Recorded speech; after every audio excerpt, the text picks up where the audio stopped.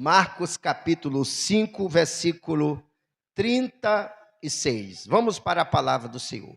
Diz assim: E Jesus, tendo ouvido essas palavras, disse ao principal da sinagoga: Não temas, crê somente. Vamos repetir o que Jesus disse para o principal da sinagoga: Não temas, mais forte, diga: não tema, crê somente. Diz aqui o versículo de número 23, que quando o pai Jairo rogou, ele usou essas palavras dizendo: minha filha está moribunda, e rogo-te que venha e ponha as mãos para que viva. Então, moribunda é uma pessoa que está muito debilitada, uma pessoa que não consegue mais levantar, uma pessoa que não consegue mais se alimentar, uma pessoa que não consegue mais realçar a sua voz e pedir a bênção da mãe.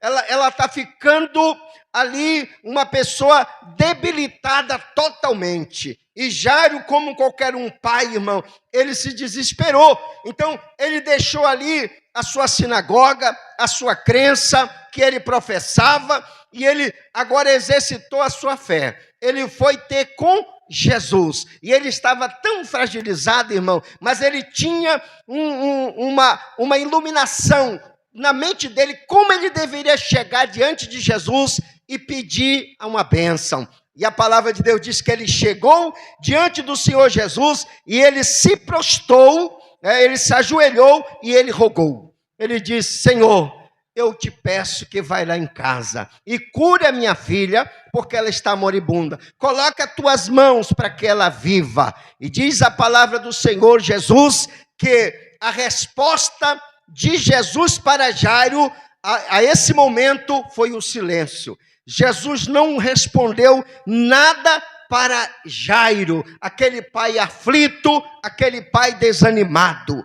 E aí, meus irmãos, eu chego a dizer para vocês o motivo porque foi que Marcos registrou a história de uma mulher que sofria 12 anos. Por que ele colocou aqui esse testemunho de cura, de superação? Foi para estimular a fé de Jairo.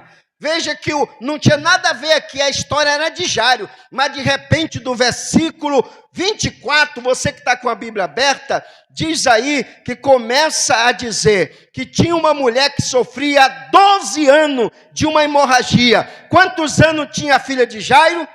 12 anos. E quantos anos a mulher vinha sofrendo?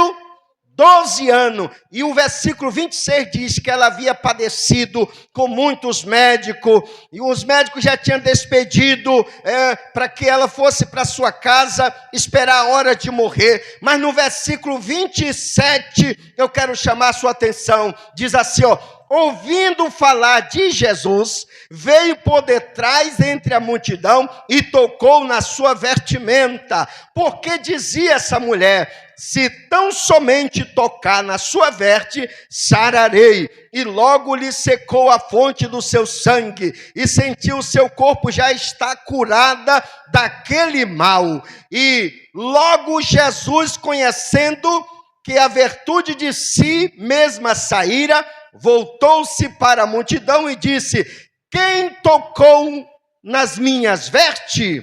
E disseram os seus discípulos: vem que a multidão te aperta, e diz: quem te tocou?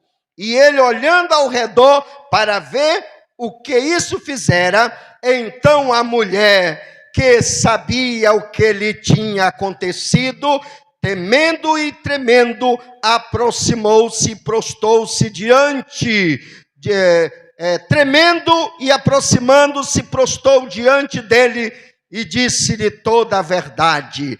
E ele lhe disse: filha, a tua fé te salvou, vai em paz e ser curada desse mal. Quantos podem dar glória a Deus por essa cura? Aleluia! Então, essa mulher, irmão, já tinha gastado todo o seu dinheiro com a medicina, os médicos já tinham desenganado, e ela estava lá na sua casa, esperando a hora de vir a óbito. De repente, ela ouviu alguém falar. dizendo, olha, Jesus vai estar aqui, muito próximo. E ele está curando, está libertando, está fazendo milagre. Eu não sei quem foi que disse para ela, irmão. Mas eu posso fazer uma suposição, que pregador, ele tem uma mente meio atrevida, né? Eu posso dizer que foi um parente de Lázaro. Pode ser Maria, pode ser Marta, ou pode ser alguns dos discípulos que chegaram lá com ela e disseram, olha, senhora, os médicos já desenganaram, você já vem sofrendo 12 anos, tu está pálida, não pode levantar, você está muito debilitada, mas eu tenho uma palavra final para você. Esse Jesus que vai estar aqui próximo, ele ressuscitou Lázaro com 4 dias, já não tinha mais esperança, ele deu a esperança. Talvez aquela mulher ficou ouvindo, quantos dias ele estava de morto? 4 dias. A fé dela ativou. 4 dias? Eu ainda estou viva, eu ainda posso receber o milagre. E aí aquela pessoa que falou para ela, porque ela ouviu alguém falar de Jesus dos feitos, talvez disse assim, olha, e tem mais, ele topou na saída da cidade de Naim, uma viúva que tinha um único filho. E quando ele mandou parar o cortejo, ele tocou no caixão, o filho da viúva voltou da morte para a vida. E aquela viúva se alegrou. E quando ela ouviu, quem sabe, esse testemunho, ela se sentou. Ela disse, eu preciso ter com esse homem. Ainda que a lei não permite uma mulher com fluxo de sangue chegar pela frente, fazer uma petição, eu vou por trás. Se eu pelo menos eu tocar na sola da veste dele, eu sei que eu vou ser curada. Se Lázaro ressuscitou, se o filho da viúva também ressuscitou, tem milagre para mim. Oh, irmão, isso é muito maravilhoso. Então agora eu vou fazer aqui algumas colocações para que os irmãos entendam. Veja, a primeira colocação que eu irei fazer. Todas as vezes que você precisar de um milagre, você respeite a soberania de Deus. Por isso que a oração do Pai Nosso diz assim, Pai Nosso que estás no céu, santificado seja o teu, venha a nós o teu, e seja feito a tua, no céu como na terra. Então, a oração do Pai Nosso está nos levando a respeitar a soberania de Deus. O que Jairo fez, a sua atitude, a sua postura de se prostrar, tudo é certo. Agora, o que ele pediu, o que ele ordenou, é errado. Olha o que ele disse aqui, ó. Eis que chegou um dos principais da sinagoga, o versículo 22. Por nome Jairo, vendo, prostrou aos seus pés, e rogou-lhe, dizendo, minha filha está moribunda. Rogo-te que venha e imponha as mãos para que sare e vive. Ele começou a dar diretrizes como Jesus deveria curar. Jairo não teve o entendimento, Jesus é soberano. Tem um hino que diz que ele não recebe ordem, ele dá ordem. Ele não é mandado, ele manda. E cura, irmão, não tem uma forma. Não tem uma forma, é multiforma. O que é multiforma? Multiforma é assim, alguém pode estar doente lá na tua casa, e você não ter remédio, e você está desesperado, mas tem fé. Você ora por um copo com água ungindo, e diz assim, minha irmã, meu tio, minha tia, toma essa água aí. E ele pode ser curado, irmão. E a gente não vai encontrar isso na Bíblia como regra, porque cura é multiforme. Jesus chegou lá em Betsaida, a Bíblia diz que ele cuspiu na terra, fez um lodo e passou no olho do cego. E o cego enxergou. Lá no outro cego, a Bíblia diz que ele cuspiu no olho do cego, não cuspiu na terra e nem fez lodo. Ele cuspiu no olho do cego e o cego passou a ver. Então é assim. Em algumas partes Jesus dizia assim, olha, vai quando tu chegar lá, conforme a tua fé está feito. E a Bíblia diz que a mulher cananeia, quando chegou na sua casa, a sua filha estava sã, que ela estava endemoniada. Jesus não precisou orar, ele só deu uma palavra de ordem. Então existe uma multiforme forma de Deus curar. E o que o Jairo estava dizendo? Senhor, vai lá em casa, coloca as tuas mãos e ora para que ela viva. O Senhor disse, para esse tipo de orientação do homem, eu fico em silêncio, Jairo. Para ti é o silêncio. Eu sei que tu está desesperado, é a tua única filha, tu está precisando de cura, tu é um chefe da sinagoga, acostumado a dar ordem, só que aqui tu está diante do médico dos médicos, Jairo. Aqui tu está diante do Senhor dos senhores. Aqui tu está diante daquele que manda e não é mandado, Jairo. Jairo desesperado, Jesus deixou ele em silêncio, irmão. Glória a Deus. Se Jesus não responder você, irmão, no momento da peleja terrível que às vezes a vida nos proporciona, porque a vida é assim, tem um lado da alegria, tem um lado da tristeza, tem um lado da saúde, de repente a gente se depara com enfermidade. Se Jesus não te ouvir, imediato, analise. Veja que ele quer ensinar uma lição, mas Jesus é soberano, ele tem poder de curar, ele tem poder de ressuscitar, ele tem poder de abrir porta, ele tem poder de abrir porta de emprego, tudo para nós ele tem poder. Mas a gente tem que entender, Senhor, essa é a minha vontade, mas eu respeito a tua vontade no céu como na terra. Tu manda no céu e manda na terra. Existe, meus irmãos, na igreja, o ministério da cura que Jesus começou. O ministério da cura existe na igreja. A gente nunca tem que deixar de pregar sobre cura.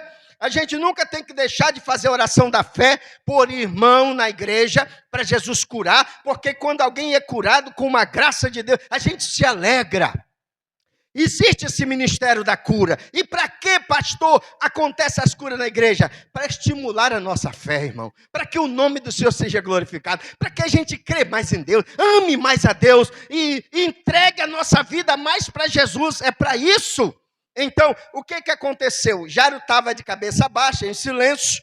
De repente chega a mulher debilitada, 12 anos, gastou todo o seu patrimônio. Parece que eu estou vendo ela pálida, alguém ali segurando ela. E ela dizia assim, onde está Jesus? Ele está bem ali no meio da multidão. E ela saiu. Eu acredito que tinha alguém que não queria nem abrir mão para ela passar, né? Mas ela dizia, dê licença, 12 anos sofrendo, dê licença. Alguns iam abrindo aí o espaço, até que ela conseguiu pegar nas vestes de Jesus. Quando ela pegou, virtude de Jesus saiu, poder.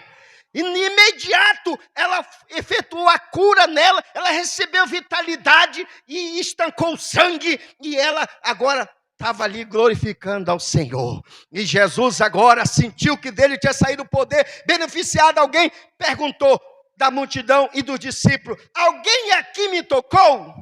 Aí o discípulo incrédulo, né? Disse, Senhor, como é que tu vai dizer que alguém te toca? Que a multidão aqui é grande e te aperta. Jesus disse, esse toque foi diferente. Alguém aqui foi beneficiado com milagre. E não podia a mulher dar o testemunho, porque a lei não permitia nem ir pela frente, e nem dar o testemunho, e nem estar numa reunião como ela estava doente. Fé é algo soberano para as nossas. Quebra a religião, quebra os dogmas da religião, a liturgia da religião, quebra tudo. A fé faz isso, irmão. Aleluia. Quando nós estamos com fé, irmão, Deus faz coisas tremendas. Você começa um culto cheio de fé, você canta diferente, cheio de fé, você prega diferente, cheio da fé. A fé muda o ambiente, faz coisas sobrenatural. E naquele momento, ela levantou o dedinho e disse, Senhor, pois não, eu sou a mulher.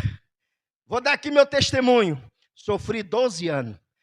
Gastei todo o meu dinheiro com os médicos, padeci. E eles mandaram eu vir para casa morrer. Mas alguém foi lá e falou do teu feito para mim. Quando ele falou, a fé entrou no meu coração. E eu disse assim, a menos eu tocar na veste dele, eu serei curada. Senhor, quando eu toquei na tua veste, eu fui curada. A hemorragia estancou. Eu estou bem, eu estou sentindo vitalidade no meu corpo. E aí Jesus olhou, irmão, e deu aquela palavra tão linda. Jesus disse, filha, foi a tua fé que te salvou. Aleluia! Foi a tua fé que te salvou dessa enfermidade. Minha irmã, meu irmão, você que está aqui, olha, exercite a sua fé. A fé é uma senha de acesso ao coração de Deus, irmão. A fé, aqueles que se aproximam de Deus, é necessário que creia, mas que tenha fé, que Ele é galardoador daqueles que o buscam. Todas as vezes que você estiver em aperto, em luta, problema com a tua única filha, com teu tio, com teu marido, com a tua esposa, não deixe de crer nesse Jesus, irmão. Exercite a sua fé, vá para a campanha, vá para a oração e não deixe de seguir Jesus até tocar nas suas vestes. E disse Jairo: não tema, Jairo. Agora, Jairo, chegou a hora de eu falar contigo, Jairo. Jairo, é eu que tenho a última palavra, Jairo. Jairo, não tema, crê somente, Jairo, porque quem está falando aqui contigo tem poder nos céus e na terra. E Jairo continuou, meus irmãos, de cabeça baixa. Jesus se aproximou e disse: Jairo, agora eu vou lá na tua casa, não precisa tu me chamar não, vai eu, vai Pedro, e vai João, e vai Tiago comigo, e nós vamos lá para levar esperança lá na tua casa, Jairo.